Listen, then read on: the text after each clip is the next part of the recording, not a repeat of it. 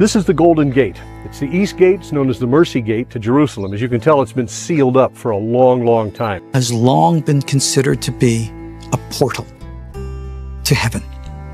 It is said that when the patriarch Jacob rested one night, he placed stones on the ground, and there he saw a ladder ascending to heaven. This was always known to have been a vortex, a portal. Mateo 24:42. Kaya't magbantay kayo, sapagkat hindi ninyo alam kung anong araw darating ang inyong Panginoon. Sa gitna ng humahampas na alon ng balita, ingay ng syudad, at patuloy na pag-inog ng mundo, may isang sinaunang pintong tila nakatago sa pagitan ng mga bato at panahon, ang silangang tarangkahan ng Jerusalem, na ngayon ay kumakabog sa puso ng propesya, at imbitasyon itong magising, magmanaliksik, at tumahak sa mahiwagang landas ng pananampalataya.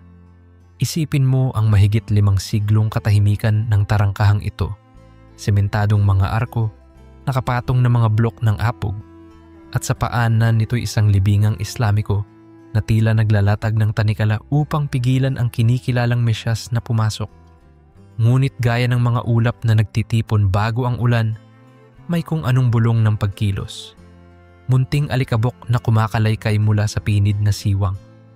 Impit na ungol ng batong nag-aayos ng sarili at mahinang pagyanig na tila sumisigaw sa mga nakakaramdam. Malapit na. Sa Biblia, hindi kailanman nauubusan ng paghahabing kahanga-hanga ang Diyos. Mula sa banayad na hangin na narinig ni Elias, Isa-Hari 19, 12, hanggang sa sanggol na isinilang sa sabsaban sa Bethlehem, Lucas 2:7, hanggang sa hari ng kapayapaang nakasakay sa maamong asno na pumasok sa lungsod, Zacarias 9:9, Mateo 21:5. Lagi niyang pinipili ang tahimik na tila walang saysay sa mata ng tao upang ipakita ang nakagugulantang na lakas ng kanyang plano. At ang silangang tarangkahan ang susunod na yugto ng kwento. Bumalik tayo sa 1500 sa panahon ni Sultan Suleiman na tinaguriang ang Marilag. Pinaganda niya ang mga pader ng Jerusalem, ngunit ipinapasara ang tarangkahang humaharap sa bukid ng mga olibo. Walang sulat utas na nakaligtas upang ipaliwanag ang motibo, ngunit sumagi sa isip ng marami na baka nais niyang ibinbin ang pagdating ng inaabangang Mesyas ng mga Hudyo, sapagkat ayon sa tradisyon, mula roon sa silangan, daraan ang tagapagligtas. Pinagtibay pa ng sultan ang pasyang ito sa pamamagitan ng pagsisinop ng sementeryong Muslim sa harap, sa pag-asang hadlangan ang anumang sasabihin ng batas ni Moises hinggil sa karumihan ng mga saserdote. Parang paninigurong hinuhukay upang tapatan ang propesya. Subalit kung si Paraon nga'y nabigo sa Nilo at si Nabucodonosor ay nabigo sa Babylonia at ang imperyong Romano'y yumukod sa bisig ng mahinang Galileong ipinako sa krus, anong lakas ang sadyang makapipigil sa pangako ng makapangyarihan? Lumipat tayo sa aklat ni Ezekiel. Sa kanyang pagkakatapon sa Babylonia, nakita niyang lumisan ang kaluwalhatian ni Yahweh mula sa templo, dumaan papalabas sa silangan, at humimpil sa bukid ng mga olibo. Ezekiel 10:18 hanggang 19. Parang isang bugso ng lungkot na iniwan ng Diyos ang kanyang bahay dahil sa katigasan ng puso ng bayan.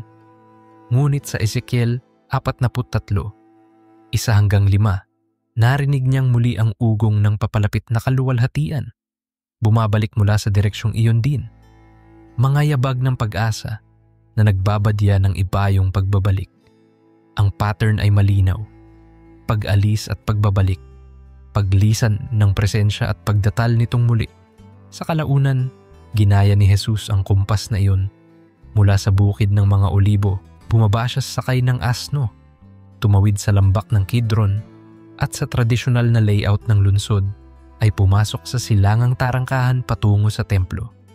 Ang mga palaspas ay kumaway, ang mga hosanay umalingaw-ngaw, at ang anak ni David ay nagwakas sa altar ng krus upang buksan ang pinto ng kaligtasan, hindi lamang para sa Jerusalem, kundi para sa buong sanlibutan.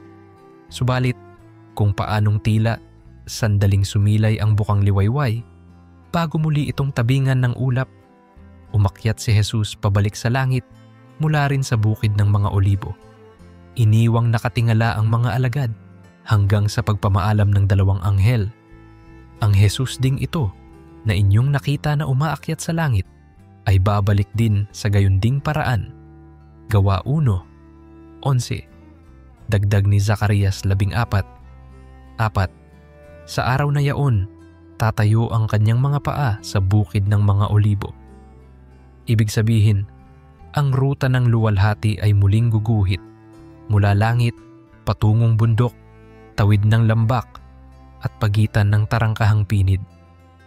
At kung gayon, nananatiling nakapako ang atensyon ng langit sa tarangkahang ito, gaya ng sundalong nakakuyom ang palad sa trumpeta na naghihintay ng hudyat.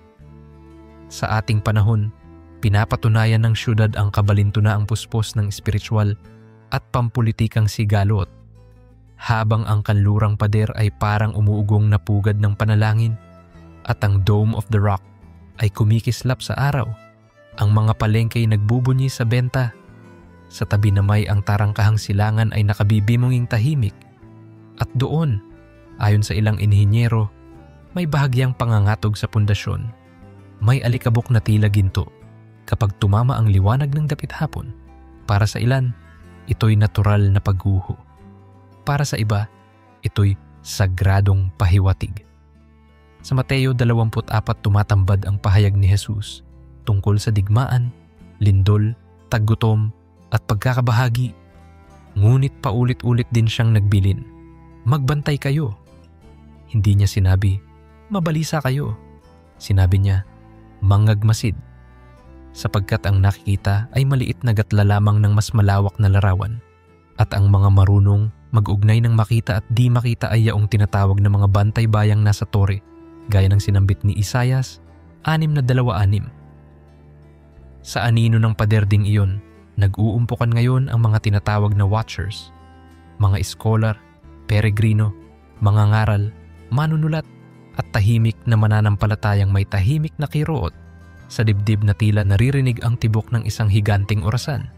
May ilan na nagsasabing naramdaman nilang parang mababang ugong na nagmumula sa ilalim ng lupa. Hindi dulot ng sasakyan, hindi pagkukumpuni. Bagkus isang himig na dumarampi sa dibdib, tulad ng mabagal na tambol na panawagan. Ang iba na may nakasulyap sa munting pulbos na nahuhulog mula sa grahe, na tila nilalagas ng taglagas ang mga dahon ng taglamig upang ihudyat ang bagong tagsibol. Ang ilan, namangha nang marinig ang banayad na paghihinagpis mula sa likod ng bato, waring buntong hininga ng pader na sabik huminga ng liwanag. Kapag pinagtahi-tahi ang mga patutuong ito, nakakabuo sila ng kwerdas na iisang key. May nakatakdang mangyari. Bakit ganito kahalaga ang Jerusalem? Sapagkat mula pa kay Abraham, nang ihandog niya si Isaac sa bundok Moriah, na sinasambit na parehong bundok kung saan itinayo rin ang templo, hanggang sa mga huling kislap ng aklat ng pahayag na naglalarawan sa bagong Jerusalem. Ang lungsod na ito ang pulso ng salaysay ng Diyos. 800 at mahigit na beses itong binanggit sa kasulatan, at bawat pagbanggit ay tila pintig ng pusong nagsasalin ng dugo ng pangako. Idalangin ninyo ang kapayapaan ng Jerusalem. Wika ng awit 122. 6. Hindi sapagkat pampulitika itong obligasyon, kundi dahil kapag sumabog sa giyera ang lungsod na ito, sumasambulat din sa kaluluwa ng sangkatauhan ang pag-asa. Tinawag ni Jesus ang syudad na ang pumapatay sa mga propeta, Mateo 23:37. Ngunit doon din, siya umiyak, nagpatawad at muling babalik. Kung ang unang pagdating ni Kristo ay umikot sa Jerusalem, bakit nga ba hindi natin naakalain na nasa gitna rin siya ng kanyang pagbabalik? Umusbong ang estado ng Israel noong 1948, at para sa maraming tagapagpaliwanag ng hula, ito ang pag-usbong ng mga dahon ng puno ng igos na tinukoy ni Jesus sa Mateo 20:4-33.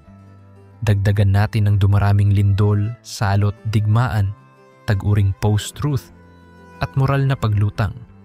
Tila kumpleto na ang menu ng propesya. Ngunit may mas mahinhin at nakapanginginig na tanda. Isang tarangkahang dati nakalipos sa alikabok ng edad. Ngayoy kumikibo. Malapit na ito, nasa mga pintuan na. Sabi ni Jesus, Mateo 20:4-33. Ano kung literal na nasa pintuan nga siya? Kapag dumating ang araw at bumuka ang silangang tarangkahan, marahil hindi ito kasabay ng kulog, kidlat o tragedya ng pelikula. Maaaring bumaon lamang ang araw at marahang kumalabog ang bato, bumitak ang semento at kumawala ang halimuyak ng nakatagong hangin. Ngunit sa espiritu, iyan ay lindol na gumigising sa libingan. Kung tinatakan ng mga tao ang pinto, bubuksan ito ng Diyos. Kung inakalang natigil nila ang propesya, kalaunan, sila'y magiging saksi sa katuparan nito. Ang kwento ng silangang tarangkahan ay hindi katang-isip na alamat, kundi hamon sa bawat pusong Pilipino na nagbabasa o nanonood ngayon. Handa ka bang maging bantay o isa ka sa mga tutunganga habang dumaraan ang kaganapan? Sapagkat kung ang nakikita mong alikabok ay manipis at tila walang halaga, tandaan mong sa Hebreo 11:3 nakasulat, sa pamamagitan ng pananampalataya ay nauunawaan natin na ang sanlibutan ay inihanda sa pamamagitan ng salita ng Diyos. Anupat ang mga bagay na nakikita ay hindi nagawa sa mga bagay na nakikita. Ibig sabihin, mas matibay pa sa konkreto ng bawat pader ang salitang bumubuhay sa lahat. Kapag dumapo sa balikat mo ang agiw ng silangang tarangkahan, iyon ay mga alon na nagpasimula pa noong kumandirit ang banal na espiritu sa ibabaw ng kaabalahan ng lupa. Genesis 1:2. Kapag naramdaman mo ang bahagyang yantok ng lupa, iyon ay pagyugyog ng trono ng Diyos na nagtatakda ng oras. At kung makadungaw ka sa langit at makita mo ang bukid ng mga olibo, tandaan mo, ang pares ng bundok at tarangkahang iyan ay parang kalawanggom na palasyot pintuan ng kasal. Isang araw, bababa ang kasintahang may korona ng kaluwalhatian, tatawid sa lambak ng luha. Bubuksan ang tarangkahang pinid at lilitaw na walang pigil ang liwanag ng katuparan. Kaya, kapatid, na pinilit huminto sa scroll upang damhin ang pulso ng pananampalataya, hayaan mong yumukod ang iyong puso. Hindi mo kailangang maging arkitekto o istoryador upang maging bantay ng propesya. Kailangan mo lamang maging tagapakinig na nagbubukas ng pusong. Gaya ng tarangkahang iyon, matagal nang nakapinid ngunit ngayoy naguunat. Sa bawat paghalinghing ng mundo, sa bawat patak ng luha sa balita, sa bawat bulong ng karahasan sa paligid, pwedeng piliin ng kaluluwa mong maging tulad ni Simeon. Matagal nang naghihintay ngunit hindi nawalan ng pag-asa, kung saan sa wakas ay niyakap niya ang sanggol at nag-awit. Ngayon, Panginoon, mapapayapa mo na ang iyong lingkod sapagkat nakita na ng aking mga mata ang iyong kaligtasan. Lukas 2:29-30. At kung si Simeon ay nakayakap noon sa unang pagdating, tayo na may maaaring sipi ng henerasyong yayakap sa huling pagbabalik. Sa makatuwid, manatiling gising, mapag-alab at mapagbantay. Basain ang diwa ng salita ng Diyos. Ipanalangin ang kapayapaan ng Jerusalem at ipanalangin ding silaban ng Diyos ang ating sariling silangang tarangkahan, ang ating puso, upang kapag narinig natin ang pinakakahintay-hintay na kalampag ng bukas na pinto, hindi tayo abutang nasa kalituhan, bagkus nasa pananabik na may ngiti ng isang anak na nakatanaw sa pagdating ng Ama. Ang tarangkahan ay maaaring bato, ngunit ikaw ay puso. At kapag sabay kayong bumukas, doon isisilang ang awit ng huling tagumpay. Mapalad ang dumarating sa pangalan ng Panginoon. Mateo 23:39. Ang kwento'y hindi pa tapos at marahil ngayon pa lang nagsisimula. Patungo na ang hari, maging handa ka. Isayas 60:1.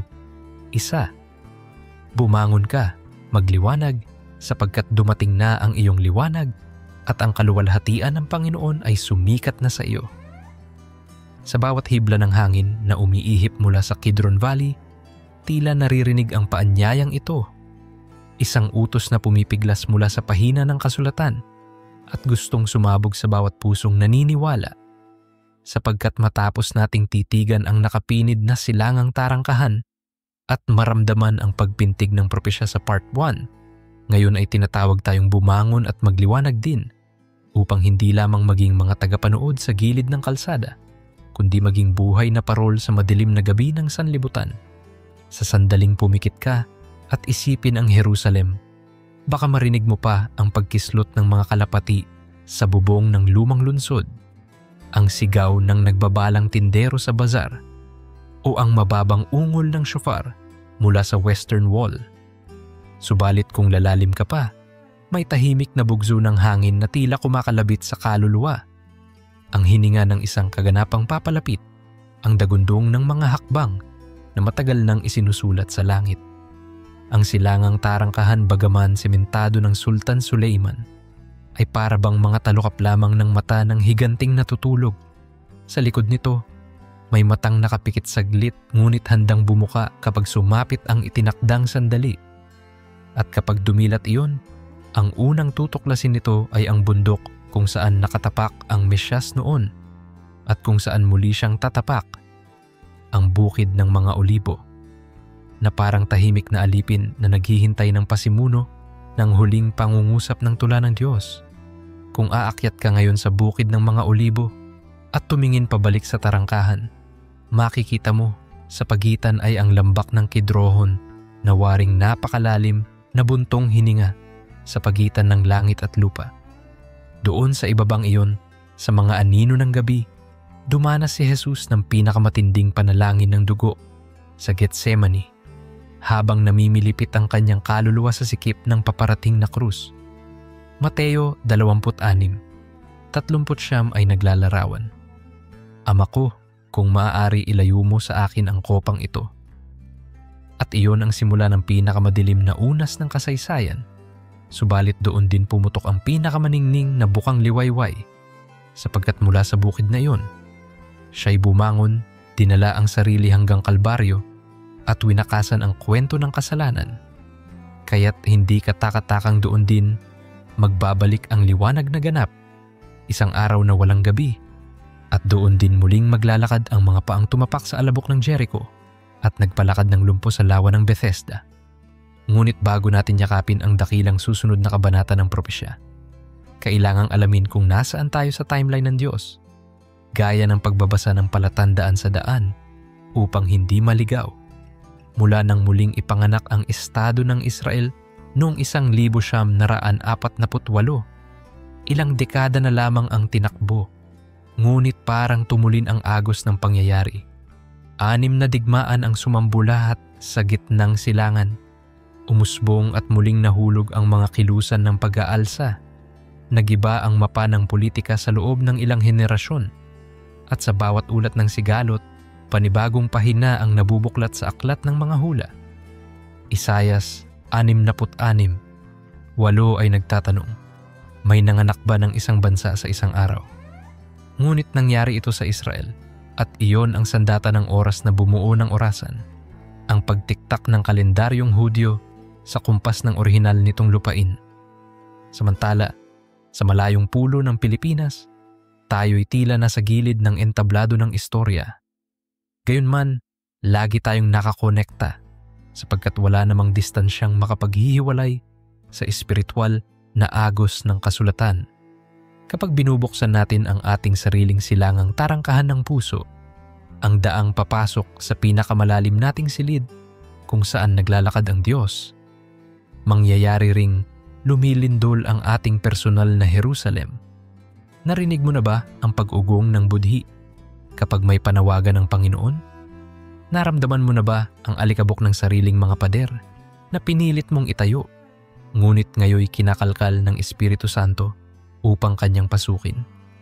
Marcos 13:29 ay nagsasabing, kapag nakita ninyong nangyayari ang mga bagay na ito, talastasin ninyong malapit na siya, nasa pintuan na. Tulad ng pinakamalalim na buntong hininga bago dumating ang umaga, ganoon din kung minsay tahimik, ngunit tiyak ang paghahanda ng Diyos. Sa mga masasaklap na balita ng ating panahon, pandemya, krisis sa ekonomiya, giyera ng impormasyon, polarisasyon ng lipunan, kay dali nating maramdaman ang pagod at takot na para bang walang makontrol sa landas ng bukas.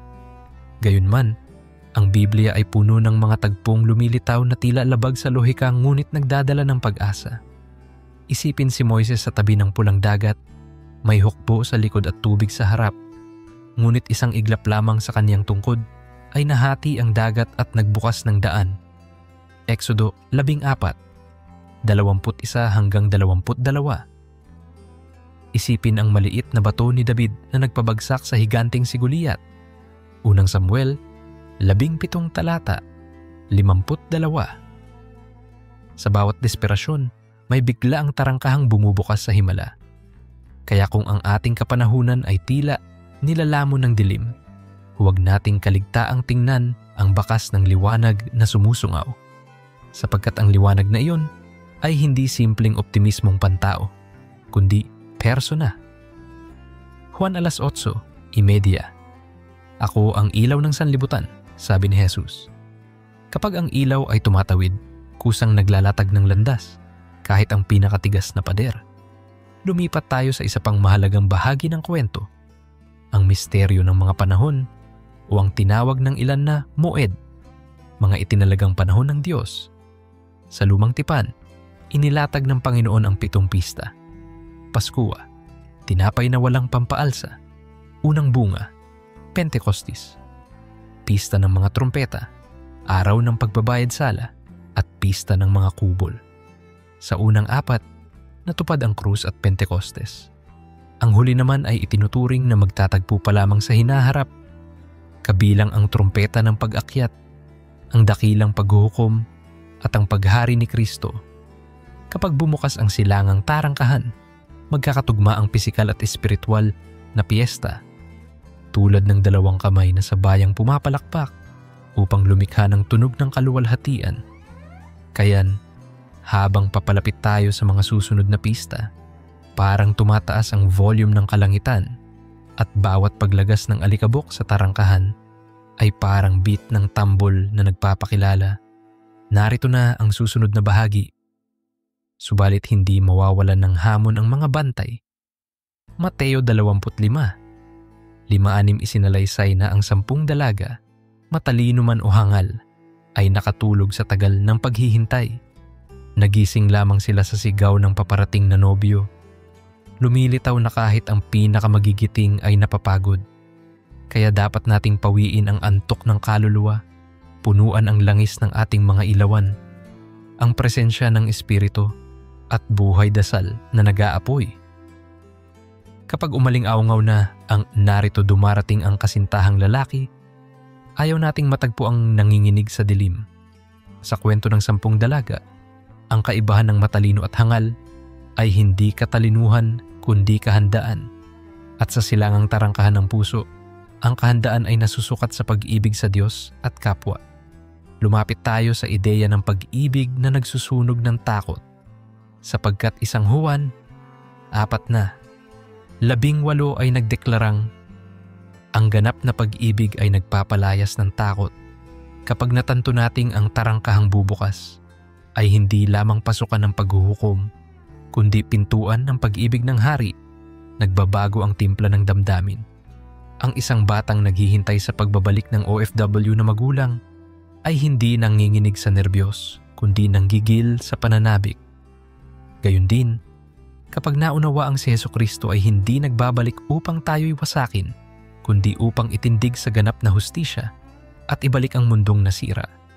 Natutunaw ang pangamba at pumapalit ang mapagpalang pag-asa na binanggit ni Tito 2:13. Ang pagbabalik ni Kristo ay mapagpalang pag-asa, hindi nakatindig na banta. At kung ganoon, ang silangang tarangkahan ay tila diamond-studded na pinto ng kasal. Kapag bumuka, sisiklab ang pinakahihintay na piging. Ngunit paano kung hindi pa tayo handa?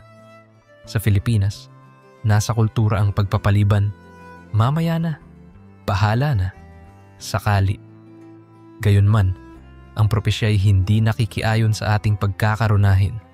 Sa kwento ni Noah, 60 taon siyang nagtayo ng daong bago bumuhos ang ulan, at nang magsimula ang pagbuhos, hindi na nakapagsisi ang mga nagpakasaya. Sa labas, Genesis 7:16. Kaya, kung ngayon pa lang, naririnig mo ang kalampag ng silangang tarangkahan sa iyong budhi, iyong tawag ng Diyos na magsisi, magbalik, magpatawad, tumalikod sa putik ng kasalanan, huwag mo itong itulak sa bukas na maaaring walang kasiguruhan. 2 Korinto 6:2 ay nagsasabing, ngayon ang takdang panahon, ngayon ang araw ng kaligtasan. Isang mahalagang tanong ang kailangang tugunin ng part 2. Ano ang magiging tanda ng bukas ng tarangkahan sa personal na antas? Pwede itong masdan sa 2 dimensyon, isang exterior sign at isang interior move. Exterior, posibleng masaksihan ng mundo ang literal na pagbukas. Maaaring tanggalin ng gobyernong munisipal ang semento, o baka sa gitna ng lindol ay kusang bumagsak ang block. Maaaring ipahayag ito sa balita at bigla tayong makakita ng drone footage. Subalit interior, ang bawat pusong dating sarado sa Diyos ay biglang bumubukas. Isang mag-asawang matagal nang nag-aaway, biglang nagkaayos. Isang nalulong sa bisyo biglang nakalas ang tanikala. Isang kabataang may depression biglang nakaramdam ng liwanag. Kapag sabay na nagaganap ito, kapag sa balita'y nagkatotoo at sa loob mo'y nagkatotoo, alam mong hindi aksidente. Kagaya ng 2 saksi sa pahayag 11, ang lahad ng langit ay laging may kaakibat na tanda sa lupa. Sa ating sariling bayan, may mga bakas na nangyayari na. Sa mga bundok ng Mindoro, may tribong matagal nang walang salin ng Biblia. Ngunit sa nakalipas na mga taon, naisalin sa kanilang wika ang ebanghelyo at nagsimulang sumiklab ang kaliwanagan. Sa mga syudad, may kabataang nagbabahagi ng pananampalataya sa pamamagitan ng TikTok, nagla-livestream ng worship at umaabot sa 100,000 puso na hindi makarating sa simbahan. Habang lumilawak ang pandemya, lumawak din ang online na pagtitipon ng panalangin, parang modernong upper room sa Gawa 1. 14, sabay-sabay na nag-aatubiling, ngunit nagpapatuloy sa pagtawag sa Diyos. Kung tutuusin, bawat saradong puso na nagbukas kay Kristo ay parang mini-eksena ng silangang tarangkahan. Isang pader na gumuho, isang pintong bumukas, isang propesyang natupad sa antas ng tao. Ipinapaalala ng Roma 11:25 hanggang 26 na may takdang kabuuang bilang ng mga hentil na papasok sa kaharian bago lubusang magbalik loob ang Israel. Marahil isa ka sa bilang na iyon. Marahil ang video na ito o ang mensaheng binabasa mo ay isa sa huling palatandaan bago buksan ng hari ang pinto upang tawagin ang bayan niyang pinili. Kung gayon, bawat yes na binibigkas mo kay Kristo ay parang isa pang bato na natatanggal sa pader, nagpapabilis ng pagbukas ng tarangkahan hanggang sa marinig natin ang trumpeta ng Diyos. 1 Tesalonica 4:16 at makita ang pagdatal ng hari. Ngayon isiping muli ang mismong sandaling iyon. Ang araw ay pumuputok sa timog silangan, ang hangin ay may dalang bawat panalangin ng milenyo tungkol sa muli niyang pagdating. Nakaposisyon ang bawat watcher sa pader, humihinga ng malalim, at biglang may nagkalansing na bato. 1, 2, 3. Ang mga piraso ng semento ay gumuguhit pababa, naglalaglagan gaya ng luha ng lumang pader. Sa loob, may kumakalampag na bakal, o baka puso iyon ng sangkatauhan. At nang mukhang lilipad na ang alikabok, biglang titigil ang lahat ng ingay. Maririnig mo lamang ang kasabay na paghinga ng milyong kaluluwang sabay na naghihintay. Pagdaka, may banayad na liwanag na tatagos, hindi mula sa araw kundi mula sa loob ng pader, tulad ng araw na sumisikat mula sa kabilang panig. At sa isang iglap, ang silangang tarangkahan ay bubukas, ngunit kung naghihintay ka sa camera flash, baka mapamura ka sa luha. Sapagkat ang ilaw na iyon ay hindi kayang hulihin ng lente. Ito ang kaluwalhatian ng anak ng Diyos, ang parehong ilaw na lumika ng universo, at sa sandaling iyon, ang buong Jerusalem ay magkukulay ginto, hindi lamang sa sikat ng araw kundi sa mismong gloria na bumabalot sa lahat. Habang nangyayari iyon, maalala mo ang Habakuk 2:14, sapagkat ang lupa ay mapupuno ng kaalaman sa kaluwalhatian ng Panginoon, gaya ng pagtakip ng tubig sa dagat. Lahat ng nagpadala ng video, nag-share ng link, nagkokomento ng Amen, ay biglang mauunawaang ang munting click nila ay ginamit ng Diyos upang pumulupot sa kambyo ng eternal na istorya. Hindi kailanman maliit ang gawaing may pananampalataya. Ang perang pinag-ipunan mo para sa misyon, ang dasal mong pabulong, ang pagyakap mo sa kaibigang sugatan, lahat iyon ay piraso ng kabuuang kwento na ngayon ay sabay-sabay bubukadkad sa harap ng trono, kaya't hindi sayang, hindi huli, at tiyak na mas makabuluhan pa kaysa alinmang trending na palabas sa listahan ng streaming. Magbabalik tayo sa hamong paulit-ulit sa Biblia, ang salitang Selah na nangangahulugang huminto at magnilay. Ituring mo ang pahinang ito bilang selah ng puso mo. Huminto ka sandali, isarado mo ang mata at itanong, ano ang silangang tarangkahan sa buhay ko na kailangang bumukas? Meron bang sugat na matagal mo nang tinatakpan? Meron bang tawag na lagi mong iniiwasan? Meron bang layunin ng Diyos sa komunidad mo na gusto niyang ikaw ang magpasimula? Ang parehong Diyos na kayang magalog ng batong pinatigas ni Sulaiman ay siyang Diyos na kayang magalis ng bato, ng tampo, puot at takot sa iyong dibdib. Ezekiel 36 na pahina nangako, bibigyan ko kayo ng bagong puso at bagong espiritu ang ilalagay ko sa inyo. Aalisin ko ang inyong pusong bato at bibigyan ko kayo ng pusong laman. Ito ang personal na tarangkahang dapat bumukas bago pa man bumukas ang tarangkahan sa Jerusalem. Joel 2:28. At mangyayari pagkatapos nito, ibubuhos ko ang aking espiritu sa lahat ng tao. Ang inyong mga anak na lalaki at babae ay magpapahayag ng propesya. Ang inyong matatandang lalaki ay mananaginip ng mga panaginip, at ang inyong kabataang lalaki ay makakakita ng mga pangitain. Ito ang alingaungaw ng langit na tila tumatagos sa bawat himaymay ng ating panahon, kung saan ang hangin ay puno ng balita, teknolohiya, at ingay, ngunit sa ilalim ng lahat ay may mas malalim na himig na nagtatawag. Ang pagbuhos ng espiritu na maglalatag ng huling alon ng pagtawag bago tuluyang bumukas ang silangang tarangkahan. Sa puntong ito ng ating paglalakbay, natitipon na ang tatlong natatanging tinig. Ang Israel na nagsisilbing himaing pananda ng mga pista at propesya. Ang iglesia na kumikilos bilang asin at ilaw sa madilim na mundo. At ang mga bansa na kumakaway sa duguang palad ng kasaysayan na tila nagdedesisyon kung sila ba'y luluhod o lalaban sa hari ng mga hari. Ang katotohanang iisa ang may akda ng kani-kanilang kwento ay nagdudulot ng kakaibang himig.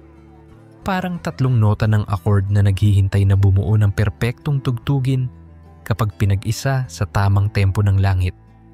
Kung pakikinggan nating mabuti, maririnig natin ang pagsasanib ng tenor ng Israel, ng alto ng iglesia, at ng bass ng mga bansa. Pinapaalingaw-ngaw ang isang koro na nakaukit na sa aklat ng pahayag bago palikhain ang mundo. Ang kaharian ng sanlibutan ay naging sa ating Panginoon at sa Kanyang Kristo, at Siya'y maghahari magpakailanman. Sa Israel muna tayo tumitig. Matapos siyang ipanganak muli noong 1948, ang bawat dekada ay tila isang malakas na paghampas ng tambol sa orkestra ng Diyos. Ang 6 na araw na digmaan ng 1967, kung saan muling nabawi ang Jerusalem, ay para bang rehearsal ng paparating na himig ng tagumpay. Ang pagsubok ng Yom Kippur War noong 1973 ay parang mababang nota na pumipiga sa kaluluwa ngunit naghahain ng mas matamis na koda ng pananalig. Maging ang linggong ito, makikita mo sa pahayagan ng banggaan ng ideolohiya politika, at relihiyon sa maliit na piraso ng lupang ito na tila sumisigaw sa buong mundo. Huwag kayong matutulog sapagkat may nangyayaring higit sa balita. Ang tanong, bakit ba't pauli-ulitol ang Jerusalem sa headline? Dahil ito ang pulso ng espiritual na puso ng daigdig. Kapag kumikirot ito, nakikirot ang sangkatauhan, at kapag sumabog ito sa kagalakan, madiin ang aling-aungaw sa bawat kontinente. Zacarias 12, 3 ay nagbabala na ang Jerusalem ay magiging batong pabigat sa lahat ng bansa. Isang misteryosong batong spiritual na hindi mailipat, kahit pa anong diplomasya o hukbo. Kaya't habang papalapit tayo sa huling drama, asahan ang pag-igting ng tensyon doon, sapagkat walang makasisindak sa mundo tulad ng sandaling pakawalan ng Diyos ang huling nota ng kanyang simponya. Ngayon, lumingon tayo sa iglesia, ang tinaguriang babaeng nakasuot ng puti sa gitna ng dilim. Kasalukuyan nating nasasaksihan ang dalawang ekstremong labis na naglalaban. Sa isang dulo ay ang malamlam na pananampalatayang kontento na sa relihiyosong ritual, parang lampara na may kaunting langis at kusang nangingilap, unti-unting nauupos sa hamog ng kompromiso. Sa kabilang ibayo ay ang apoy na muling sumisilab sa iba't ibang sulok ng mundo. Mga kabataan sa Nigeria na nagtitipon sa labas ng campus para sumamban ng magdamag. Mga pamilya sa China na nagbabasa ng Biblia sa ilalim ng kandila para umiwas sa pagsalakay. Mga komunidad sa Latin America na nagsasama-sama sa tabing ilog para magpabautismo. Habang ang ilan ay natutulog, ang iba na may gumigising sa alab. At sa banggaan ng lamig at init ay nalilikha ang usok na nag-aakit sa langit na bumaba. Pahayag 3, 16 ay mahigpit. Kung ikaw ay malamig o mainit sana, ngunit ngayong ikaw ay MLML. Kaya't marahil ang pagbukal ng tunay na pag-ibig kay Kristo ang magiging spark na tatapos sa pagtulog at magpapabangon sa global na katawan ni Kristo upang maging handa kapag dumating ang kasintahan. At paano naman ang mga bansa? Mga ekonomiyang sumisiklab sa kompetisyon, mga gobyernong nagpapamalas ng pambihirang pag-unlad at kasabay nito'y napapadpad sa bangin ng pagkakawatak-watak, mga populasyong naghahanap ng identidad sa gitna ng kultura ng digital na anonymity. Tila ba ang buong planeta ay naging kalderong kumukulo? Daniel 2:21 hanggang 35 ay naglarawan ng estatwa na kumakatawan sa magkakasunod na imperyo. Ngunit sa dulo ay may batong di hinugis ng kamay ng tao, bumagsak at dinurog ang mga paa ng rebulto. Ibig sabihin, habang lumalaki ang unyon ng politikal at ekonomiko sa huling panahon, isang dakilang bato, ang hari mismo, ang babagsak para putulin ang lahat ng sistemang walang nakaugat sa kanya. Unto sa sinfonya ng Diyos upang ihanda ang grand finale. Koneksyong tatsulok ang buod. Israel ang metronomong nakasentro sa lupa, ang iglesia ang koro ng biyaya, at ang mga bansa ang entabladong nakapalibot. Kailangan ng bawat bahagi upang mabuo ang selyadong kanta ng huling kapanahunan. Ano ang ating bahagi rito? Tayong mga nasa bansang kapuluan na tila malayo sa epicenter, ngunit nakalubog sa digital age na walang distansya. Una, tayo'y tinatawag na maging tagasalin ng pag-asa. Kapag may nakita kang nagbahagi sa social media ng balitang puno ng takot, digmaan dito, lindol doon, maging imaheng salamin ka ng pananampalataya na nagsasabing may agenda ang Diyos at ito ang kanyang panawagan na magsisi at manumbalik sa halip na patakutin at pahinain. Filipos 4:8 ay nagsasabing, isipin natin ang anumang mabuti, kaaya-aya at kapuri-puri, hindi upang magbulag-bulagan kundi upang magkaroon ng mata ng langit na nakatutok sa posibilidad, hindi lang sa problema. Ikalawa, tayo'y tinatawag na maging tagapamagitan. Sa lumang tipan, nang maghimagsik ang Israel, si Moises ay tumayo sa pagitan ng Diyos at ng bayan, iniluhod ang sarili at nagsumamo upang huwag silang lipulin. Exodo 32:11-14. Sa ating panahon, ang intercession, ay tila di nakikitang hanay ng mga sundalong nagtatayo ng espiritual na pader laban sa dilim. Kung nanonood ka ng balitang may panibagong gulo sa gitnang silangan, huwag lang sumimangot at huminga ng malalim. Saglit na isara ang mata at idalangin ang awa ng Diyos, sapagkat maaaring ang minutong iyon ng panalangin ay ang mismong gatilyo na pipigil sa bala ng digmaan. Santiago 5:16 ay nagpapaalala na ang dalangin ng taong matuwid ay mabisa at makapangyarihan. Kung sinasabi mong maliit lang ang boses mo, basahin mong muli kung paanong ang isang dasal ni Elias ay nagpatigil ng ulan ng 3 taon. Ang laki ng Diyos ang nagpapalaki sa dating maliit na eko ng tao. Ikatlo, tayo'y tinatawag na maging tagapagbagong anyo ng kultura. Habang papalapit ang pagbabalik ni Kristo, hindi ibig sabihing iwawaksi natin ang sining, negosyo, agham at politika na parang walang halaga. Sa halip, lalo nating dapat yakapin ang mga ito bilang larangan kung saan pwedeng mamukadkad ang liwanag. Isipin mo ang isang app na dinisenyo upang tulungan ang magsasaka sa bukid nun maipagbili ng patas ang ani. Hindi ba't maari itong maging bulong ng kaharian ng katarungan? Isipin ang pelikulang may temang pagkakasundo at pag-ibig na magpapaiyak sa nakararami. Hindi ba't ito'y sipol ng bagong Jerusalem sa gitna ng sinehan? Kapag ang talento mo ay nilapatan ng hangarin ng Diyos, nagiging araw iyon na tumuturo sa paparating na hari, at anuman ang nakatama sa puso ng tao ay nagbubukas ng sariling silangang tarangkahan sa loob nila. Kung pagsasama-samahin natin ang lahat, parang hinabi tayong maging tapestry ng katapatan sa gusto at di gusto nating pangyayari. Subalit may isa pang hamon, paano kung tila natatagalan ang pagdating ni Kristo? Minsan mapapailing tayo at sasabihing 200 taon na ang nakalipas mula nang sabihin ng mga misyonerong Swedish na malapit na siyang dumating. Ngunit tandaan nating ang pagkaantala ay hindi kawalang katapatan. 2 Pedro 3, siyam ay malinaw. Hindi mabagal ang Panginoon sa pagtupad ng pangako, gaya ng ipinapalagay ng ilan. Sa halip, siya'y mapagtiis sa inyo, hindi ibig na sino man ay mapahamak, kundi ang lahat ay makarating sa pagsisisi. Kung ganoon, ang bawat taon na lumilipas ay hindi katahimikan ng Diyos, kundi pagliyag niya upang mas maraming tarangkahan ng puso ang bumukas bago pa man tuluyang bumukas ang bato sa Jerusalem. Para sa bawat almas at sakuna, may ring sabayang milyong kaluluwang nahahagip ng mabuting balita, parang paru-paro na kumakampay ng pakpak sa isang gate at nagdudulot ng bagyo ng biyaya sa kabilang dulo ng mundo.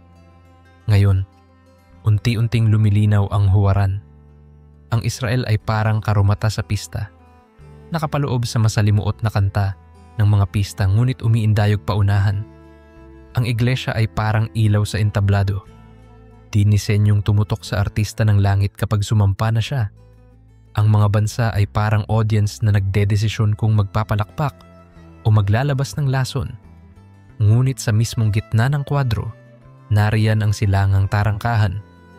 Nakapikit pa ring tila mata ng higanting nag-iipon ng lakas. Bawat patak ng alikabok, bawat ungol ng bakal, bawat guhit ng bitak sa mortar ay lumilikha ng countdown na di nakikita. At isang umaga, sa oras na sinadyang itago ng Ama hanggang sa kanya lamang, babangon ang araw ng katarungan ng may paghilom sa kanyang mga pakpak, gaya ng pangako sa Malakias 4:2. Ang mga naghihirap ay lulundag na parang guyang pinakawalan sa kulungan. Ang mga sugatan ay mapapagaling, at ang mga namatay ay mabubuhay. Huling nota ng awitin ay magiging koro ng milyon-milyong boses na sabay-sabay aawit ng Kadosh, Kadosh, Kadosh. Banal, banal, banal. Anong dapat nating unahin bago sumapit ang araw na iyon? Kung magbibilang tayo ng 4 na sulok ng mundo, madaling maligaw sa dami ng boses, doktrina at opinyon.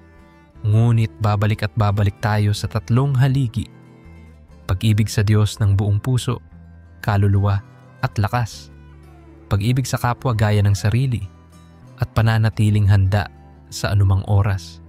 Sa kwento ni Lot, nagbabala ang mga anghel na tumakas na sapagkat babagsak ang asupre sa Sodoma. Ngunit nag-aksaya pa ng oras ang ilan at nauwi sa pagkawasak. Genesis 11.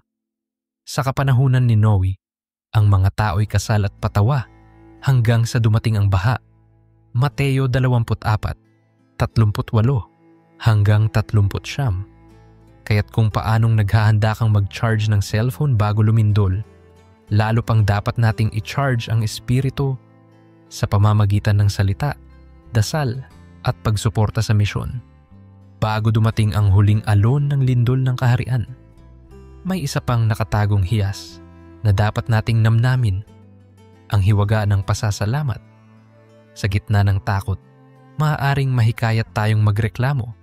Ngunit Kolosas 2:7 ay nagsasabing, malalim tayo sa pananampalataya, sumasagana sa pagpapasalamat. Kapag nagpasalamat ka, habang ang balita ay puno ng kaguluhan, nagiging signpost ka ng ibang kaharian. Parang palatandaan ng bagong Jerusalem sa kalagitnaan ng lumang lungsod. At kung sapat ang dami ng taong nagpapasalamat, maaari itong maging kolektibong awit na magpapabilis sa paghampas ng timpani ng langit. Nagpapaalala kay Kristo sa tugtugin na inaaral na ng lupang nilikha niya. Ang mga salita ay maaring magmukhang abstrakto, ngunit tandaan nating ang Biblia ay hindi katang pampanitikan, kundi kasunduang may buhay.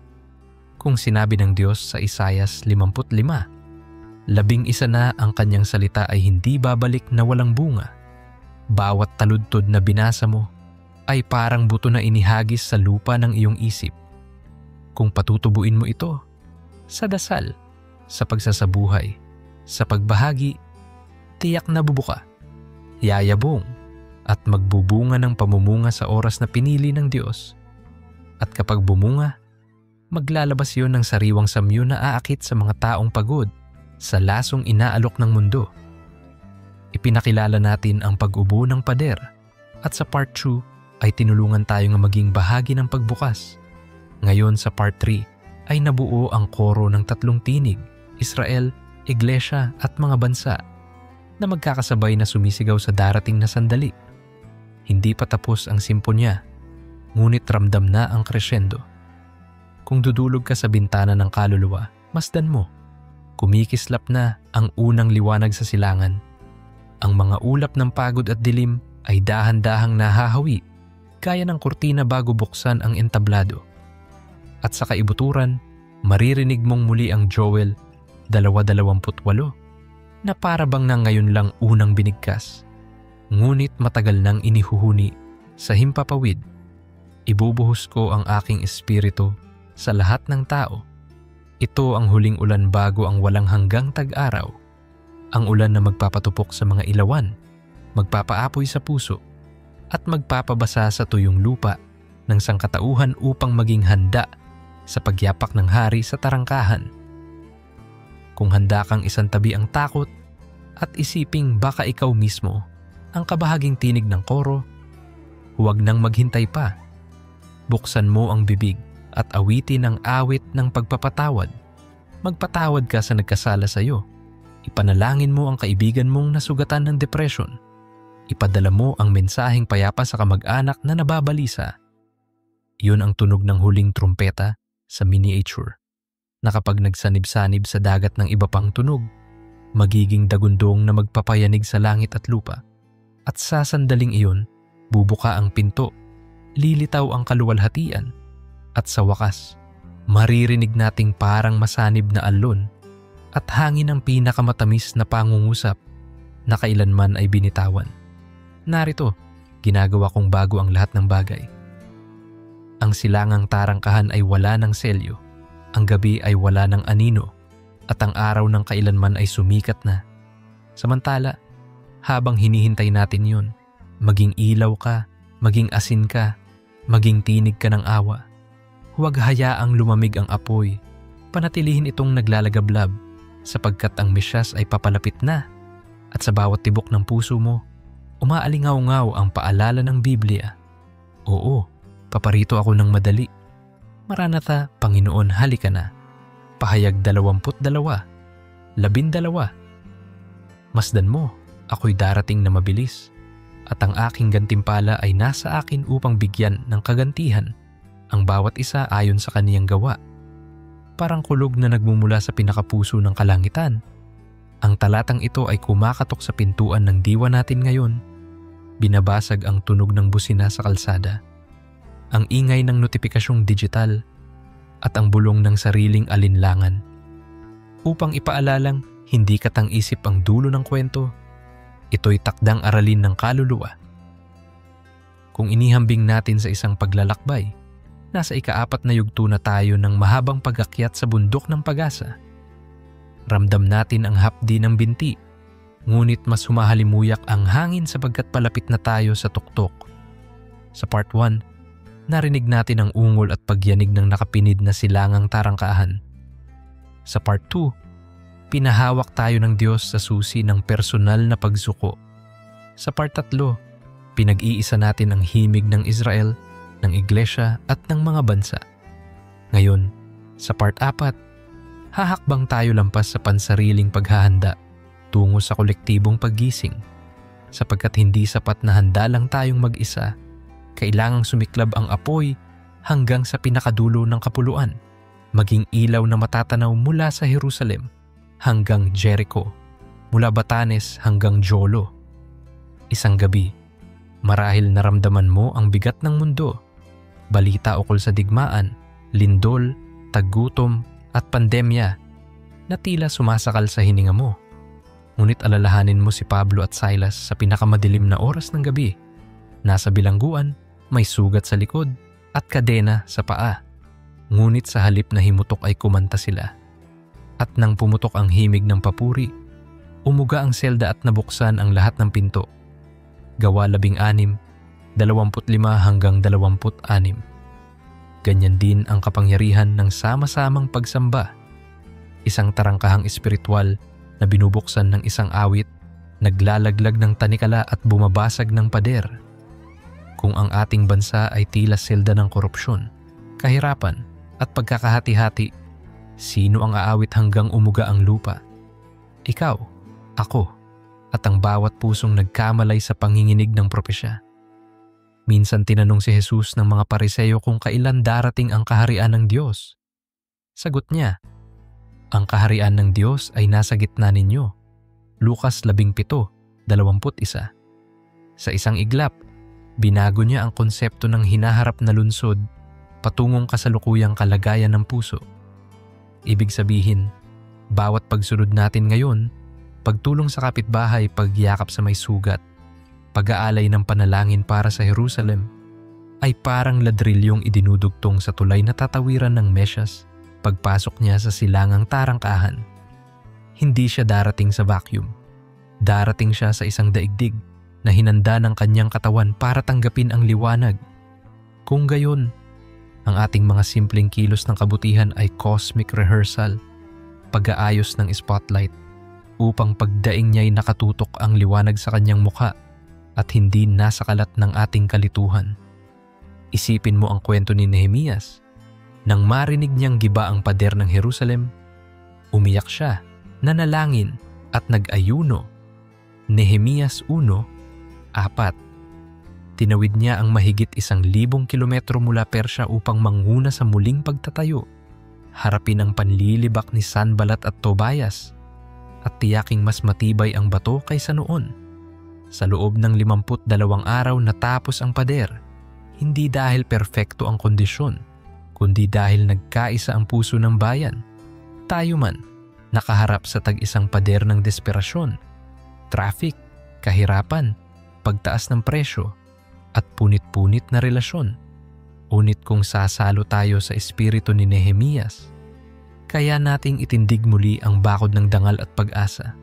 Si Nehemias ay larawan ng modernong Pilipinong nagtatrabaho sa abroad, ngunit ang puso'y nananatili sa sariling bayan, umiiyak at nagdadasal para sa mga naiwan.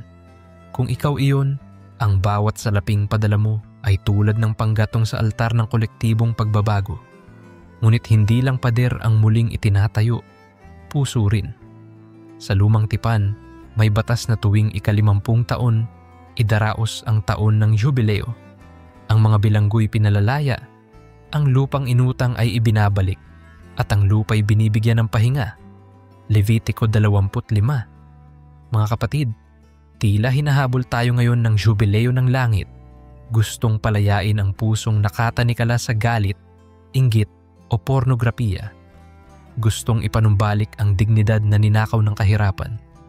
Gustong bigyan ng sabat ang kaluluwang pagod sa habulan ng likes at views.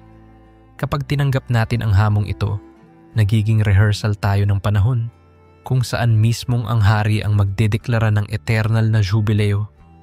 Walang luha, walang kamatayan, walang kasalanan.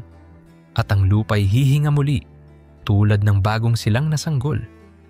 Sa bawat pagbuhos ng ulan, may ibong kumakawala sa pugad upang paliparin ang binhi. Ganoon din, sa bawat pag-apos ng espiritu, may misyonerong tinatawag palabas. Marahil sinusulat mo ang dream board mo, travel goals, business goals. Ngunit baka sa sulok ng puso mo, may bulong na pumipintig. Iwanan mo ang komportabling kalesa at sumakay sa kariton ng ebanghelyo. Hindi naman laging ibig sabihin ay lalakbay ka sa malayong lupa. Maaring manangahulugan itong lumapit ka sa barangay na di mo pa nararating, ibahagi ang kape at kwento ng pag-asa sa lola sa kanto, o magturo ng libreng remedial class sa eskwelahan.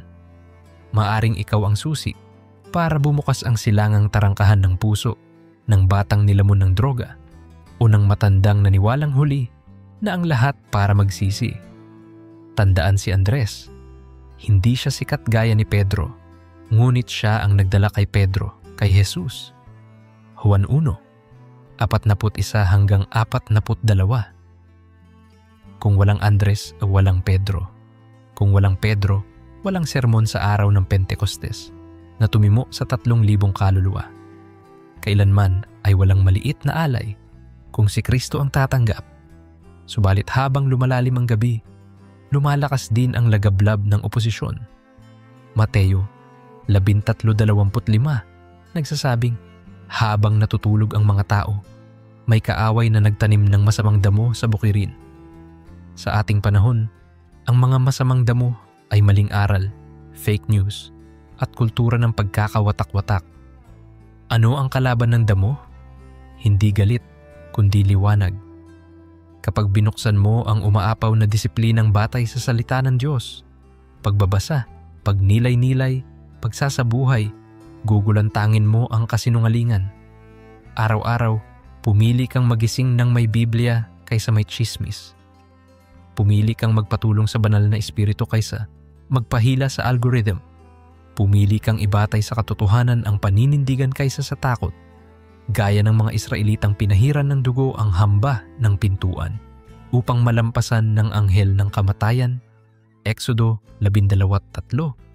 Gayon din ang marka ng katotohanan sa isip ay bubukod sa atin sa dilim. At kapag sinabi ng kultura na bawat isa'y para sa sarili, heto ang kontrabanalang linya. Mag-ibigan kayo gaya ng pag-ibig ko sa inyo. Juan 13:4. Ito ang diplomasya ng kaharian. Pag-ibig na handang ilatag ang sarili kahit pa katumbas ang hirap. Sa bawat bagyo, laging nangunguna ang mga manggagamot na Kristiyano o mga kusinero't kusinerang nagluluto para sa nasalanta. Sa bawat baha sa Marikina o Tarlac, may simbahan na nagiging evacuation center. Sa gitna ng pandemya, may frontline nurse na nag-alay ng huling hininga para sa pasyente.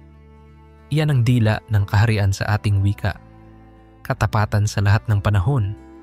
Sa huli, iyon ang tatak na nakikita ng langit bilang purong relihiyon. Santiago 1:27. Ngayon huminto tayo sandali at tanawin ang bukid ng mga olibo sa imahinasyon. Sa ilalim ng liwanag ng buwan, animoy nagliliwanag itong pilak. Ang mga punong olibo'y kumakaluskos. Nagsasalaysay ng mga panalangin ni Jesus noong Getsemani. Sa malikhaing mata, makita mo ang gintong linya na parang sinulid mula sa bundok patungo sa silangang tarangkahan, dokumeng nilagdaan ng dugo ng kordero.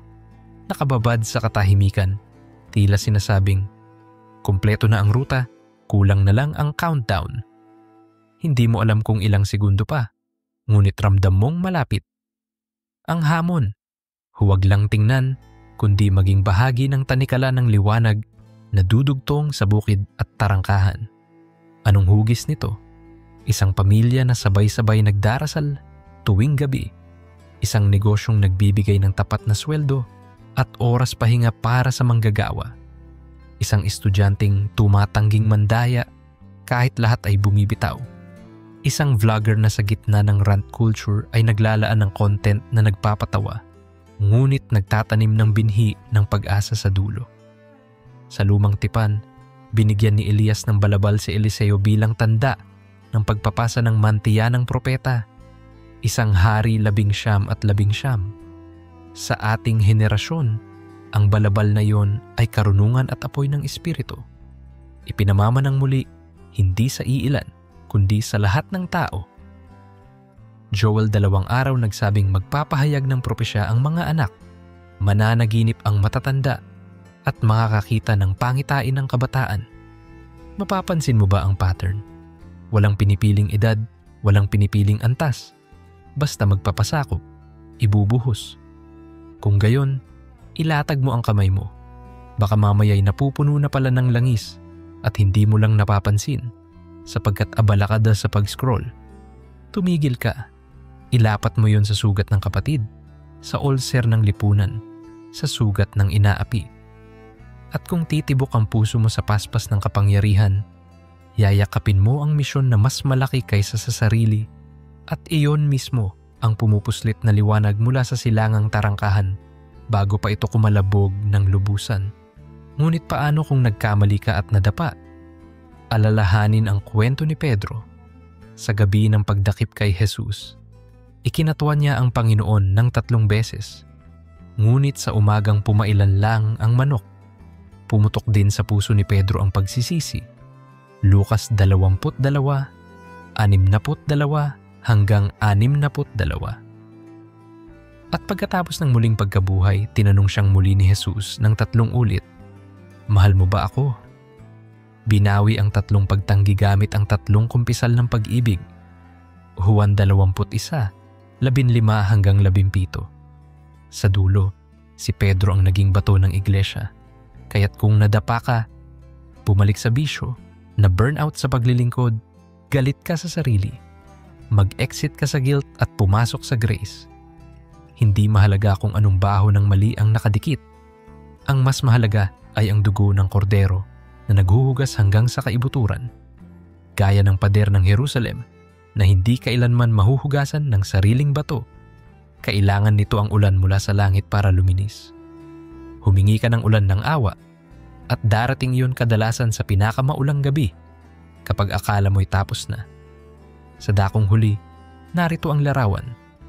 Isang dulo ng sinulid ng liwanag ay hawak ng langit sa bukid ng mga olibo. Ang kabilang dulo ay ipinapaiwan sa kamay ng tao. Kapag isa-isa nating ikinabit ang ating obra, maliit man o malaki, nabubuo ang kumot na kobre-liwanag sa ibabaw ng lambak. At sa sandaling handa na, maririnig natin ang ultimong trumpetang sisigaw ng tekel. Tinatakda na ang pagtitimbang, tapos na ang paghahanda, at oras na para pumasok ang hari. Ang silangang tarangkahan ay bubuka, hindi mabagal gaya ng paggapang ng oras, kundi mabilis, gaya ng kidlat mula silangan hanggang kanluran. Mateo 24:27. Sa eksaktong segundong iyon, ang bawat palasyo, bank account at viral dance step ay magiging alikabok. Ang tanging mananatili ay kung tinanggap mo ba ang lampara ng pag-ibig at kung puno ito ng langis. Wala nang rewind, wala nang edit. Ang trailer ay tapos na, palabas na ang buong pelikula. Kaya, kapatid, habang may hininga pa ang umaga at pagkakataon pa ang araw bago lumubog, huminga ka ng malalim at pasukin ang hamon. Maging Nehemias na magkukumpuni ng pader, maging Pablo na maglalakbay sa bagong teritoryo, maging Maria na magsasabing, "Mangyari nawa sa akin ang ayon sa salita mo," at maging Juan na maghihintay sa pulo ng Patmos, ngunit nakikita na ang bagong Jerusalem. Sa bawat pagbangon mo sa umaga, ipaalala sa sarili, baka ngayon ang araw na bubukas ang tarangkahan. Sa bawat pagtulog mo sa gabi, sabihin, kung hindi man ngayon, bukas lalo akong magbabantay. At sa pagitan ng dalawang halinghing na iyon, punan mo ang oras ng pag-ibig, pag-asa at pananampalataya. Pinakamalaki sa mga ito ang pag-ibig, sapagkat kapag dumating na ang ganap, kusang lulusaw ang mga bahaging hindi wagas. Sa susunod, sisilipin natin kung paanong ang dagundong ng silangang tarangkahan ay magiging orkestrang kokoronahan ng hari at paano tayo makikidalo hindi lang bilang audience, kundi bilang entourage na may putong ng kagalakan. Hanggang dooy manatili sa dili-dili, manalangin ng walang patid at ialay ang bawat hininga bilang insensong umaakyat sa trono. Sapagkat, gaya ng nagbabagang kasulatan na isinulat ni Habakuk, bagaman magtagal, hintayin mo. Tiyak na iyon ay darating, hindi ito maghuhuli. Habakuk 2:3. At kapag dumating, masasambit natin ng sabay-sabay mula Jerusalem hanggang Pilipinas. Mapalad ang dumarating sa pangalan ng Panginoon. Hanggang sa muli, manatiling gising, magningning at magselah. Sapagkat ang oras ng kagalakan ay mas malapit na kaysa sa unang paniniwala natin. Pahayag 22:17. Ang espiritu at ang babaeng ikakasal ay nagsasabi, halika. At ang nakaririnig ay magsabi, halika. Ang nauuhaw ay lumapit at ang may ibig ay kumuha ng tubig ng buhay nang walang bayad. Halika, isang salitang kasing ikli ng tibok, ngunit kasing lalim ng walang hanggan. Isang imbitasyong nakababad sa dugo, himala at katotohanan na ngayon ay kumakalabit sa iyong puso tulad ng nanunuot na tugtog sa katahimikan ng gabi. Nagsasabing may lamparang nakasindi, may piging na nakahain at may pintuang bubukas anumang saglit mula ngayon. Sa paglalakbay nating ito, wari ramdam na natin ang pagsirit ng liwanag mula sa silangan. Ang bawat yugto ay naging hagdan. Ang bawat hakbang ay naging pintig ng kidlat na papalapit sa huling kumpas. Sa unang bahagi, pinakinggan natin ang pader na umiiyak. Sa ikalawa, tinanggap natin ang hamon ng pagbukas ng sariling tarangkahan. Sa ikatlo, inawit natin ang koro ng Israel, iglesia at mga bansa. Sa ikaapat, itinaas natin ang sulo ng kolektibong paggising. Ngayon sa ikalimang yugto, madarama natin na ang mismong hangin ay nanginginig sapagkat hindi na lang natin sinasalubong ang hari. Tumutulong na tayong itayo ang kalsadang daraanan niya. Hinahabi ang pulang alpombra ng pag-ibig upang sa mismong sandali ng kanyang paglakad ay masdan ng mundo ang sinag ng kaluwalhatiang matagal nang iniaasam. Isipin mong tumayo sa tuktok ng matandang tore sa lumang lungsod ng Jerusalem. Ang hangin ay amoy tamar at insenso at mula roon ay tanaw na tanaw mo ang bukid ng mga olibo. Sa liwanag ng dapit hapon, nagkukulay amber ang ulap at ang silangang tarangkahan, bagaman nakapinid pa rin, ay tila nililikuan ng gintong apoy. Sa bawat kumpas ng oras, nagmumukha itong lumalalim na hinga, parang higanteng naghahanda sa unang silabol ng awit. Ang lupang iyan ay saksi na sa pagluha ng Mesyas sa libingan ni Lazaro, sa pagkabalisan niya sa Getsemani, at sa pagakyat niya sa alapaap habang nakatakip ng ulap ang kanyang paalam. Ngunit saksi rin itong muling tatayo siya roon, at sa pagbagsak ng unang hakbang pabalik ay bubuka ang mga libingan ng pag-asa at lulusog ang sangnilikha sa hininga ng bagong lumikha. Ngunit bago kumislap ang dakilang araw na iyon, may musika tayong dapat tugtugin at may ilawan tayong dapat bantayan. Gaya ng 10 dalagang nag-abang sa kasintahang lalaki, ang langis sa ilawan ay hindi bagay na maisasalin sa huling minuto. Kailangan itong alagaan gabi-gabi, patuloy na dinadagdagan, upang sa sandaling marinig ang sigaw na, narito siya, ay sapat ang liwanag upang makitang malinaw ang landasin. Sa ating makabagong konteksto, Ang langis ay hindi lang personal na debosyon, kundi buhay na ibinuhos para sa iba. Ang oras na ibinigay mo sa batang walang turo sa pagbasa. Ang sandaling inialay mong makinig sa kwento ng matandang pagod na sa buhay. Ang pag-post mo ng tula ng pag-asa sa cyberspace, kung saan nangingibabaw ang ingay ng pag-aaway. Ang mga munting patak na yon ang bumubuo sa sisidlan ng langis. At kapag pinagsama-sama ng milyon-milyong disipulo, nagiging dagat ito ng liwanag na kitang-kita kahit mula sa trono ng langit. Pumihit tayo sandali at pagnilayan ang isang kwento sa lumang tipan. Ang kwento ng arko ni Noe.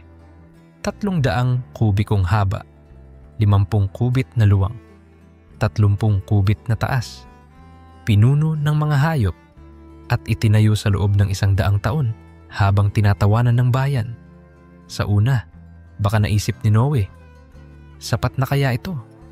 Haharap ako sa unos na hindi ko pa nakita. Subalit ang susi ay hindi ang sukat ng arka, kundi ang sukat ng pagsunod. Nang lumakas ang ulan at bumaha ang lupa, ang mundo'y naging isang dagat ng paghusga. Ngunit ang arka ay lumutang dahil ang pundasyon nito ay pako ng pananampalataya. Ganoon din tayo ngayon, habang papakapal ang ulap ng kaguluhan. Ipinapatayo sa atin ng Diyos ang mga arka ng kabutihan, isang tahanang puno ng tatag at panalangin, isang negosyo na tapat sa sahod at serbisyo, isang online community na hindi binibili ang kaluluwa kapalit ng likes. Kapag ibinuhos na niya ang huling ulan ng kaligtasan at paghuhukom, lulutang ang mga arka ng pagsunod at aangat sa baha ng pangamba. Magiging patotoo na may silong ang lahat ng magtatago sa kanya. Tingnan din natin ang istorya ni Ruth, isang banyagang biyuda na sumama sa biyenan niyang si Naomi pabalik sa Israel. Sa paningin ng lipunan, si Ruth ay walang puwang, walang asawa, walang lupa, walang pangarap. Ngunit sa mata ng Diyos, isa siyang hiyas na nakaabang sa tamang bahagi ng propesya. Sa pag-ani ng trigo, napulot niya ang bungkos na hinulog na mangkusa ni Boaz. Hindi niya alam na sa simpleng pagyuko upang tipunin ang mga tira, ay pinipirmahan na pala niya ang kasulatan ng kapalaran. Sapagkat sa lahi niyang isinilang si David at sa lahi ni David ay isinilang si Jesus. Sa parehong paraan, maaaring hindi mo alam kung bakit mo kailangang pagsikapang tapusin ang thesis o bakit mo kailangang alagaan ang lola mong may demensya o bakit mo kailangang mag-fundraising para sa estudyanteng di makapag-aral. Ngunit may Boaz na nakatanaw sa iyong sakripisyo at ang ginugol mong pawis ngayon ay magiging gintong sinulid sa tapestry ng mesyas bukas. Walang kilos na walang saysay sa lupang pinagpipistahan ng plano ng Diyos. Sa bagong tipan naman, matunog ang kwento ni Felipe na iniwan ang matagumpay na gawain sa Samaria upang sundin ang tagubilin ng espiritu na maglakad sa disyertong daan. Doon, nakatagpo niya ang eunuko ng Ethiopia na nagbabasa ng Isayas at hindi maunawaan. Ipinaliwanag ni Felipe ang ebanghelyo, bininyagan siya sa nag-iisang mahahagilap na tubig sa gitna ng tigang, at matapos yun, inagaw ng espiritu si Felipe patungo sa bagong misyon. Sa tingin ng tao, maliliit na eksena. Sa tingin ng langit, pagpapaputok ng mga bituin. Ang yunukong iyon ang kauna-unahang tagapagdala ng mabuting balita sa Afrika. Kakabit niyan, milyon-milyong Aprikano ang sumasamba ngayon sa Diyos. Minsan iyan din ang larawan ng iyong munting oo. Oo, sa Bible study sa opisina. Oo sa pagtira sa mahirap na kapitbahay. Oo sa pagsuot ng tunikang kababaang loob, imbes na balabal ng yabang. Ang di mo natatanaw sa kabilang panig ng tadhana ay libong taong epekto na bubungkal ng espiritu sa takdang araw. Sapagkat ngayon ay henerasyon ng acceleration. Ang impormasyon ay kumakalat sa loob ng segundo. Ang meme ay tumatawid ng dagat bago pa man mai-refresh ang pahina. At ganoon din ang ebanghelyo kapag nag-alab sa puso ng kabataan. Isang live stream ng pagsamba, isang spoken word na puno ng katotohanan, isang vlog ng tapat na pagsisi sa nakaraang pagkakamali. Pumapasok ito sa feed ng estrangherong sugatan at biglang lumalabas bilang luha sa kwarto ng isang taong handa ng sumuko sa buhay. Ang tanong, handa ba tayong ipagamit ang bawat bahagi ng ating digital footprint bilang yapak ni Jesus? O mas gugustuhin nating manatiling filler content na naglalaho sa timeline? Kung may natutunan tayo sa kwento ni Mateo na tagasingil ng buwis, iyon ay kayang gumawa ng kasaysayan ang taong handang ibenta ang lumang brand kapalit ng bagong pangalan sa aklat ng buhay. Sa bahagi namang politikal, hinggil sa paghahari, bago pa man dumating ang tunay na hari, may babalang nakatali sa Isayas 2:12, sapagkat may araw ang Panginoon laban sa lahat ng palalo at mapagmataas. Kaya kung nakararamdam ka ng pagkadismaya sa katiwalian, alalahanin mong may auditing body sa himpapawid na walang takas. Ang ginagawa nating intercession, activism, at katapatan ay hindi nauuwi sa wala. Iniipon natin ito sa sisidlang may etiketa na ibubuhos sa tamang panahon. Kapag hinipan ng Diyos ang trumpeta ng katarungan, babaligtad ang mesa ng mga manluloko at makikita ng kahirapan ang hating liwanag ng bagong umaga. Sa panahong iyon, ang mga pangalan sa balota ng kalangitan ay hindi batay sa popularidad, kundi batay sa kung sinong nagpakain sa gutom, nagbigay inumin sa uhaw, at tumanggap sa estranghero. At kung minsan, ang pinakamaliit na barangay volunteer na naghatid ng relief sa baha ay mas matunog sa langit kaysa senador na nag-photoshoot sa likod ng truck ng ayuda. Tingnan naman natin ang hinaharap ng sangnilikha. Ang planetang nilulukob ng krisis sa klima, ang dagat na nag-aalboroto, at ang kagubatang umiiyak. Roma 8:22 nagsasabing dumaraing ang buong sangnilikha tulad ng isang babaeng nanganganak. At kung gayon, ang matinding pagyanig ng kalikasan ay hindi buntong hininga ng pagkawasak, kundi hiyaw ng panganganak ng bagong langit at bagong lupa. Hindi ito paanyaya upang mag-aksaya tayo ng yaman. Sa halip, hamon ito upang magkapit-bisig bilang katiwala ng lupa habang hinihintay ang luwalhating mamumuno. Kapag nagliter ka, pinahaba mo ang pasakit ng sanggol. Kapag nagbungkal ka ng tanim, tumulong kang padaliin ang pag-iri. Hindi man natin maililigtas ang planeta sa sarili nating puwersa, ipinapakita natin sa bagong panahon na ang puso nating pinapamahayan ng hari ay kayang maghatid ng sulyap ng Eden kahit ilang pulgada pa lang. At narito ang puso ng part 5, ang kasal ng kordero.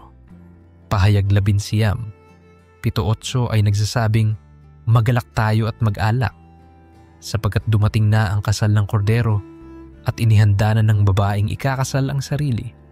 Ang kasal ay sandaling ang dalawang tao ay magiging isa. Sa kosmikong antas, ito ang pagsasanib ng langit at lupa, ng mesyas at ng mga tinubos. Kaya't ano ang ginagawa ng bride bago ang kasal? Nag-aayos, naghihintay, at pinakaimportante, nagsusuot ng kasuotan na walang dungis. Hindi hiwaga kung bakit binanggit sa pahayag na makikilala ang babaeng ikakasal sa pinong lino, maliwanag at malinis, sapagkat iyon ang katuwiran ng mga banal. Kung ganoon, bawat pagkakataong tatalikuran mo ang quick fix ng kasalanan, tinatahi mo ang puting tela ng kasuotan. Bawat oras na pipiliin mo manalangin kaysa manlait, hinahabi mo ang gintong sinulid sa laylayan. Hindi mo kailangang perpekto ngayon, ngunit dapat kang magsuot ng oo para sa proseso ng kabanalan. Sapagkat kung paano hinugasan ni Jesus ang mga paa ng mga alagad, gayon din hinuhugasan ng Espiritu ang putik ng iyong landas upang maging yari ka sa araw ng kasalanan. Sa huli, babalik tayo sa silangang tarangkahan. Marahil ngayong binabasa mo ito, may malumanay na hangin na isinilang sa pagitan ng Kidron Valley at ng bundok, dumadalaw sa mga lumang bato at nagdadala ng alikabok na sumasayaw sa liwanag ng araw na wariye kumikislap na alahas. Isipin mong ang bawat butil ng alikabok ay isang panalangin mula sa mga santo ng lahat ng panahon, mula kay Abraham hanggang sa batang nanginginig sa fasting retreat ngayon. Kapag nabuo ang bigat ng mga panalangin at luha, babagsak ang block ng pader, tulad ng Jericho na gumuho sa ikapitong ikot ng trumpeta. Ang tanong, ilang ikot pa ba? Baka isa na lang, baka tatlo, baka 7 ulit ng henerasyong nag-aapoy. Kaya't hanggat hindi pa pumuputok ang huling nota, ikutin natin ang pader sa dasal, sa awit, sa serbisyo, sa pag-ibig, hanggang marinig ng mundo ang dagundong. At kapag bumukas na iyon, walang salitang sasapat upang hulihin ang eksena. Ang liwanag na aalpas ay babasag sa lente ng kamera, babasag sa balangkas ng wika, at babasag sa tanikala ng orasan. Makikita mo ang mga libingan ni David, ni Zacarias, at ni Jehoshaphat sa lambak. Bubuksan ng trumpeta ng Diyos at babangon ang natutulog sa kumpas ng salitang halika. Makikita mo ang mga batang pinatay noong digmaan na muling tatakbo sa damo. Ang mga martir na umiiyak sa ilalim ng dambana ngayon nakangiting may korona. At ang bawat pusong sinugat ng kasalanan ay tiba-tiba sa kagalingan. Sa sandaling iyon, mauunawaan mo kung bakit itinali ni Pablo sa Roma 8. 18 ang paghihirap at kaluwalhatian. Hindi karapat-dapat ihambing ang mga pagtitiis ngayon sa kaluwalhatiang ipakikilala, sapagkat ang kaluwalhatiang iyon ay himig ng kasal, liwanag ng bagong lungsod, at sulyap ng walang katapusang umaga. Kaya, kaibigan, bago natin ibigay ang huling amen, 3 hiyaw ang isusulat ko sa hangin. Una, huwag kang madala ng pagod. Kapag sumisipol ang takot, pasipulin mo ito pabalik gamit ang awit ng Salmo 27. Ang Panginoon ang aking liwanag at aking kaligtasan. Kanino ako matatakot? Ikalawa, huwag kang mangiming magsindi ng ilaw. Kung ang kandila mo'y tila maliit, idikit mo ito sa kandila ng iba. At bago mo na malayan, magiging dagat ng sulo ang bayan. Ikatlo, huwag kang tumigil sa halika, sapagkat ang mismong pagbigkas mo nito ay kasama sa awit na dumadaloy pataas sa trono, nagtatrabaho sa mekanismo ng propesya tulad ng nota sa simponya. At sa tulong ng Diyos, darating ang maestro upang ikresyendo ang lahat. Tutunghayan natin ang aktual na araw ng pagbubukas. Ano ang senaryong inihahain ng pahayag? Paano ugugong ang mga trumpeta? At paano tutugon ang lupa sa unang yabag ng hari? Ngunit sa ngayon, bitbitin mo ang huni ng Espiritu. Halika. Isulat mo ito sa salamin ng banyo. Itipa mo sa status. Ikanta mo sa habagat. At ipisip mo sa pagitan ng tibok. Sa bawat syllable, lumalapit siya. At sa bawat sagot mong, halika. Hinihila mo pasilangan ang takip silim ng walang hanggang araw. Maranatha. Darating siya at sa panahong iyon, ang silangang tarangkahan ay hindi na alamat kundi bukas na bintana ng langit na walang sino mang makapagsasara kailanman.